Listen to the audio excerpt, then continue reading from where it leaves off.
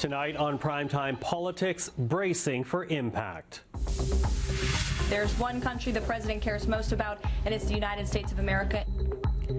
Trump tariffs on Canadian goods will be unveiled tomorrow. Coming up, we'll examine the pushback Trump is getting from the U.S. Senate and hear how political leaders here at home are reacting.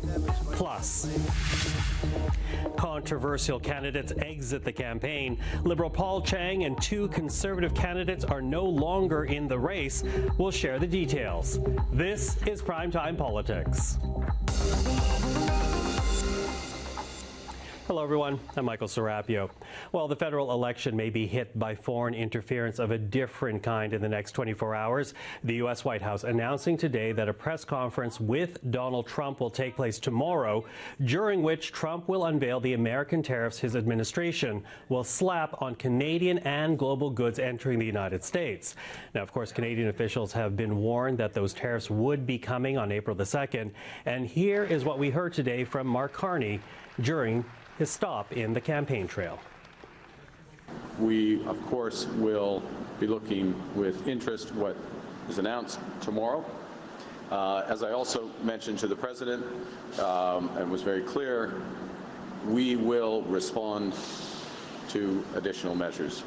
So we will put in place retaliatory measures if there are additional measures put against Canada tomorrow. So, as Canadian officials wait for that news conference tomorrow in the U.S. Capitol today, opposition to the Trump tariffs began to coalesce, with members of the U.S. Senate set to vote on a resolution. If passed, it would reverse the national emergency declaration that gave Trump the power to impose tariffs, which usually is the purview of the American Congress. This resolution really sets a line in the sand, and it says you cannot abuse your emergency powers to start an unjustified trade war. You cannot abuse your emergency powers, President of the United States, to hurt the relationships, one of the finest relationships in the world, the relationship between the United States of America and Canada. In New York alone, we estimate that over 200,000 jobs could be lost. We have the Canadian border. In a city called Plattsburgh, on the northern border in Clinton County, 20% of the companies are Canadian-owned or Canadian-affiliated. Plattsburgh will just go into deep recession if this happens. Republicans aren't yet willing to stand up to the president. Republicans here, our colleagues, they're embarrassed by 51st State or Governor Trudeau. They're embarrassed by this stuff because they view Canada as a great ally. But they got to be willing to stand up. They've said they're concerned about tariffs. Okay, fine, you're concerned. Now we're giving you a vote. You can stop them if you want to. So we're asking everybody to have a backbone, be the Article 1 branch. Trade is supposed to be an Article 1 responsibility, not an executive responsibility. So stand up for your constituents and say no tax increase on them. Well, with that, let's bring in Laura Kelly, the foreign policy reporter for The Hill. She joins us right now from the U.S. Capitol building. Hello, Laura. Hi, how are you? I'm good. You know, listen, I guess I'm picking up here on what we just heard from Senator Tim Kaine, because, you know, here you have these Democrats who are pushing to get this resolution passed, but Democrats are the minority in the Senate. Are there enough Republicans to get this resolution passed at the Senate level? It seems Senator Kaine is looking to get about 3 or 4 more Republicans to vote for this resolution. Senator Rand Paul, Republican from Kentucky, is an original co-sponsor of the bill, but it is kind of typical for Paul to oppose measures that are going to increase prices for Americans, and he can kind of buck President Trump without too much pushback. We have heard from Senator Susan Collins, Republican from Maine, Lisa Murkowski from Alaska, Tom Tillis from North Carolina. They've said that they're going to back Kaine's measures, so that might get it over the finish line. And there are some maybes. Senator Chuck Grassley of Iowa, you know, he's got a big constituency of farmers. Senator Stephen Daines from Montana, he expressed concern about the blowback on farmers and ranchers. And Senator John Kennedy, a Republican from Louisiana, he also seemed to be a little bit wary of the tariffs. Okay, so some Republican grumblings. You know, Tim Kaine did say that in the hallways of Congress, even Republicans are against these tariffs, but they haven't been able to muster the strength to stand up to Donald Trump. How true is that statement? You know, I'm hearing what you're saying about the potential movement here here. But how true is that statement that there are Republicans who would be voting against these tariffs if it were not for Donald Trump? It's generally the sense of myself and some colleagues here on Capitol Hill that there are Republicans who behind the scenes are not happy with these moves, are maybe trying to back channel to the administration and try and mitigate some of these consequences. But even if those back channel talks are changing the president's calculus, the impact has been this uncertainty, this back and forth, this will they or won't they, and also the heated rhetoric we see coming from Trump against Canada, which is really impacting the alliance. Impacting it, absolutely. And in fact, here in Canada, I would argue that there's hardly an adult here that doesn't realize how harmful a trade war can be. When you listen to what's being said in the halls of Congress, is that reflected by many people behind closed doors? I mean, Democrats are more on the front line of ringing the alarm bell. Of course, they're in the minority. They're against what the president is doing, and especially how he's doing it, going against coordination with Congress. And you know, if Republicans are concerned, yeah, we don't hear them really screaming from the rooftops, but just on the reporting of what Americans are concerned about. There's inflation is the main concern, and you have the chairman of the Federal Reserve, Jerome Powell, who's warning that tariffs are going to delay the fight on inflation. And then you have the business community coming out and saying that they're concerned about the impact the tariffs will have on their bottom line. And while consumer sentiment is now found to be down, it's not clear if that's completely related to tariffs, but all of that taken together just shows that there's a lot of worry. Yeah, a lot of worry. Now, say enough Republicans do come forward to join Democrats in this resolution, to essentially take away to invalidate this emergency declaration. It still must then go to a Republican House and could still be vetoed by Trump himself. So what are Democratic senators saying about the usefulness of this effort? I think the biggest point Senator Kaine is trying to achieve is to get Republican senators on record either saying that they oppose the tariffs, such as Senator Susan Collins or Senator Murkowski, or pointing out the Republicans who are maybe going to contribute to less money in Americans' pockets. Either way, it provides a good attack line for Democrats going into the midterm election, saying, even members of Trump's own party don't agree with this, or these are the people that are stealing money from your pocket. Mm-hmm. So perhaps more a political play for the midterms than perhaps trying to defeat this resolution at this moment in time? Yes, I think, politics. Yeah, fair enough. Listen, Laura, always appreciate the insight that you can give. Laura Kelly in Washington, D.C., thank you for the time. Thank you for having me. Well, here at home, the Conservative leader also commented on the Trump tariffs. Take a listen to what we heard from Pierre Poilievre today. The question was, will I like Donald Trump to stop tariffing Canada? Yes, absolutely. I'd love nothing more than to see the end to this tariff chaos, which is hurting businesses and workers on both sides of the border. He says he has his grievances with us. Well, we have our grievances with them. So why don't we sort them out without attacking each other's economies? As long as he does tariff us, we have to counter tariff in order to deter economic aggression and keep our industries alive. So, of course, we'll continue to watch the tariff announcement very closely tomorrow. We'll also have more on the counter tariffs that Canada will apply on U.S. goods. But right now, let's turn to the election campaign here at home, as the Liberals and Conservatives both said goodbye to candidates who've made troubling statements.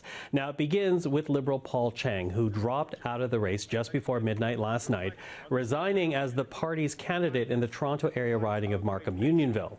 Chiang sparked controversy for suggesting a Conservative rival could be handed over to the Chinese consulate if someone wanted to make cash, as China, the PRC, had put a bounty on that Conservative for speaking out against Beijing oppression. And in southwestern Ontario, the Conservative Party dropped Mark McKenzie from the party slate after CTV News found an old podcast in which McKenzie said he supported public hangings and went on to say that Justin Trudeau should receive a death sentence. The Conservative Party says the comments were, quote, clearly unacceptable.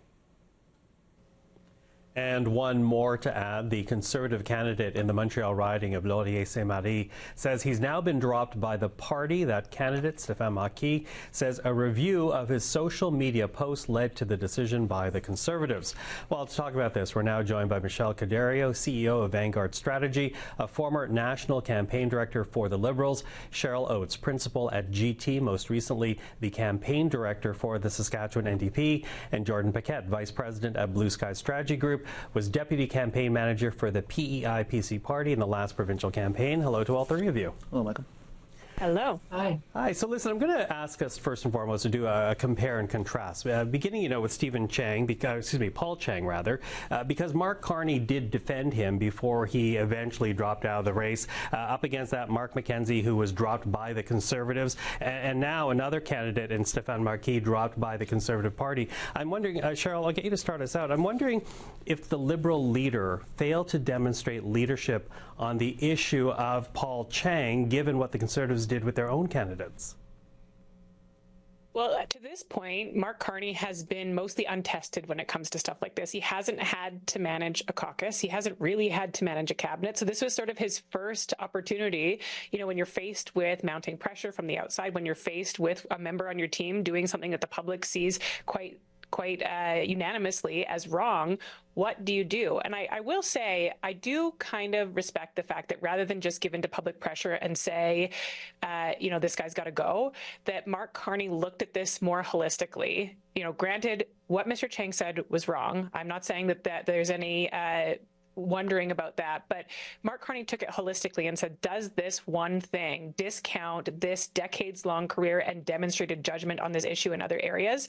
And he decided to take the hit on it. He decided to say, despite mounting pressure, I'm going to continue on with this candidate. Now, unfortunately for him, the next day, the candidate themselves said that they would no longer seek the seat. So Mark Carney took the hit. He decided it was worth the distraction day after day on the campaign, and all that political capital wasted for nothing when we talk about politics. Yeah, Jordan, what do you say? Did Mark Carney fail to demonstrate leadership? Of course. This was a tale in two campaigns. This story broke on Friday. It came up on Saturday. I think I predicted that if he didn't make a decision, he was going to come to regret it quite quickly. Come Monday morning, he was still standing by the candidate, said he has his full confidence, he's going to continue the campaign, dismissed any questions about it. And then once RCMP investigation comes to light, he changed his mind, or the candidate resigned. To Cheryl's point, he is untested in these particular situations, and I think on this first big test of leadership, he failed. When you're a leader and you're presented with the facts of a case, they probably had much more of a background on this as well. He was faced with a decision. He chose to wait it out for whatever reason. We don't know. I think he just thought that the news cycle would bury. It didn't, and they lost a couple days in the campaign for it, rightly so. And now they've really lost any high ground that they have on anything about foreign interference, because anytime it comes up again, they'll just bring up this scenario, or they'll bring up Chandra Arya. Yeah, and people did point to this as a clear case of foreign interference that is happening because it originated with this bounty from the PRC. Michele, what do you say to that question? Yeah, it was a miss by the campaign. I think that it was a mistake for Mr. Carney not to disturb him. Perhaps it can be attributed to not necessarily having those political instincts that are honed after years and years in politics, but it cost him a few days. Now, do I think that it's something that's going to blemish him overall? No.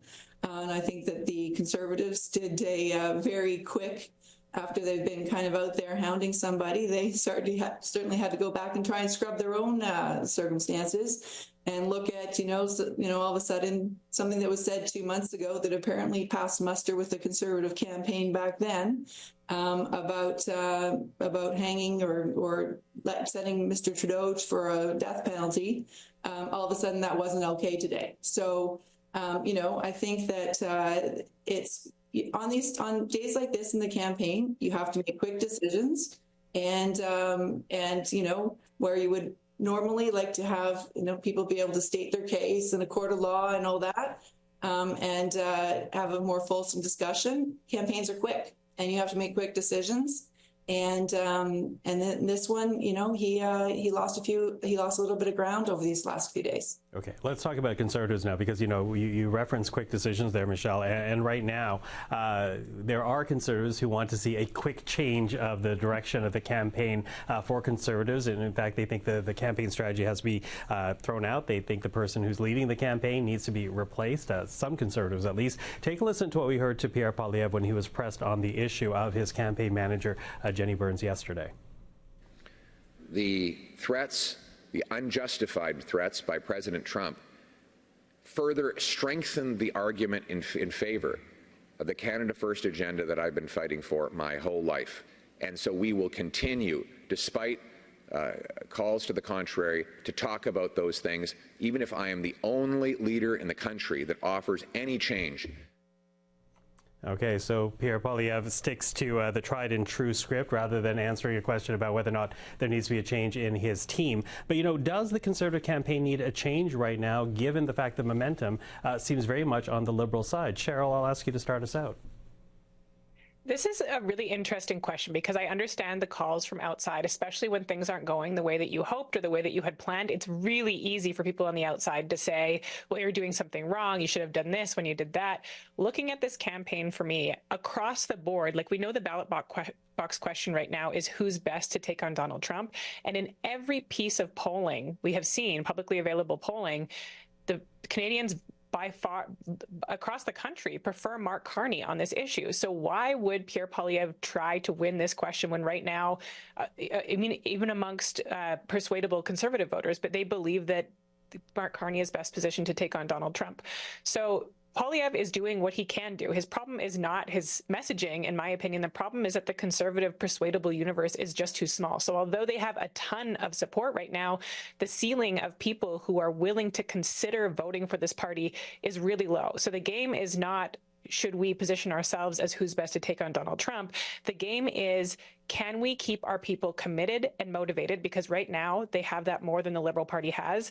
And can we continue to get them to turn out? Can we have them come out and vote more than we can have the Liberals turn out and vote? And that's why you see them doing things like rallies and continuing to stick to their message, because that is what their base is passionate about. And if more of their people turn out than the Liberals, the election day is going to look a lot different than the polls. Michele, what do you say? Do you think Conservatives need to change their direction when it comes to strategy? Well, I'm certainly not going to dissuade them from going about the strategy that they're taking on right now. But you know, I think that this really just reminds me of, you know, last summer and in the lead up to the campaign, where, you know, I and many other Liberals were saying that the Liberal government isn't speaking to Canadians where they are. And so that, I think, is why Mr. Poilievre did so well then. And right now, in the midst of this campaign, I think that that's what he's facing.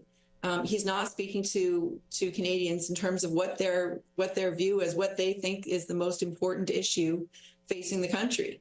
And until he can do that, I don't know that he's going to be considered in that head-to-head. If indeed, you know, Mr. Trump continues to pop up at different times, and we know he's coming up tomorrow again with tariffs, then, you know, that is going to be a constant in this campaign, because it's a constant in Canadians' lives. It's a constant in Canadian families' lives, concerns for their future, concerns for their families, and concerns for jobs. And so you have to be meeting people in the moment, because that's what this election is all about, as much as Mr. Poilievre might wish otherwise. Jordan, as a Conservative, what do you think? Sure. Look, there's always people in a campaign, outside of a campaign that want to take some snipes and some shots when they're outside looking in.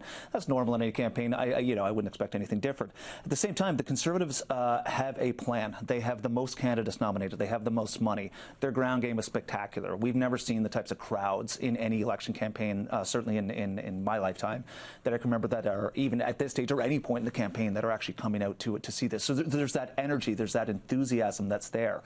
And in the policies, these are things that they've been well thought out about. How do we build Canadian resiliency? They've been thinking about this since the first Trump term. When Poilievre came in, he really tried to put his own stamp on it, develop it further.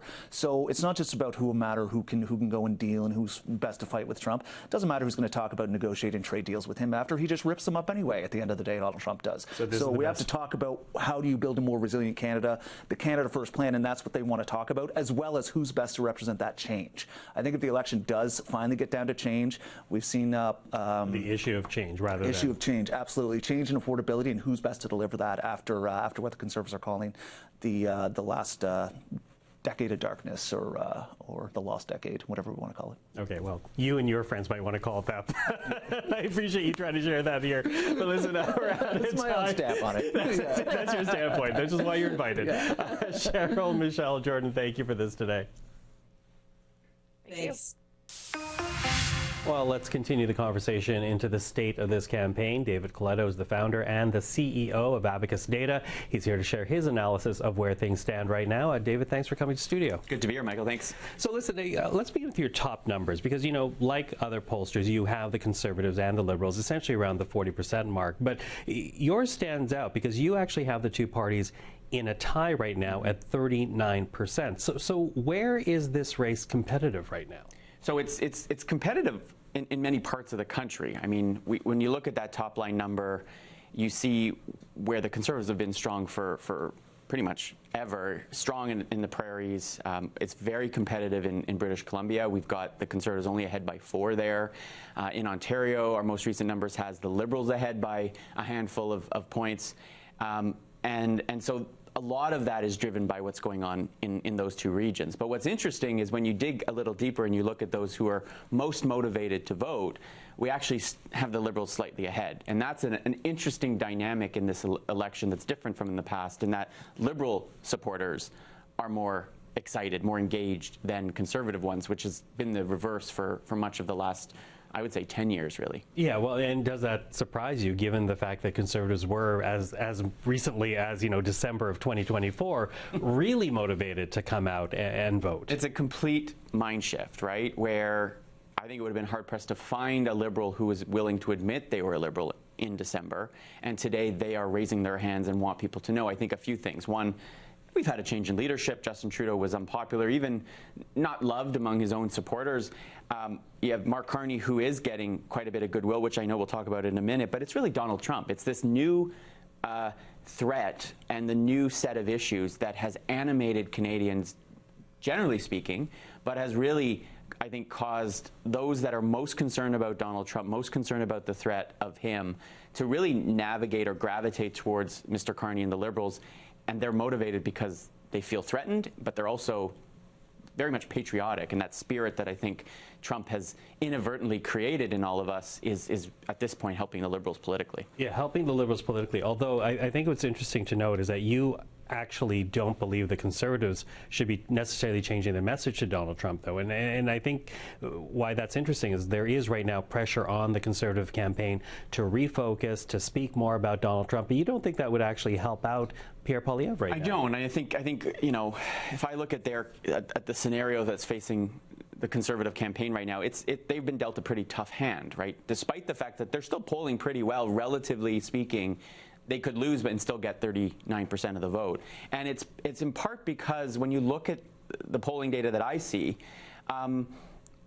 Mark Carney and the Liberals are so far ahead on who Canadians think would best handle Trump that if you make this election entirely about that, you're basically ceding the ground to the Liberals, right? Because on paper, the things that Mark Carney represents to people, his experience, the fact that he isn't a politician or hasn't been one for very long, are all sources of strength right now.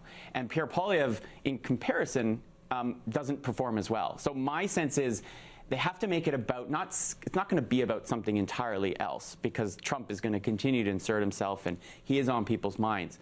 But the Conservatives are much more likely to win this election if more voters go into that ballot box thinking about affordability, thinking about housing, thinking about change.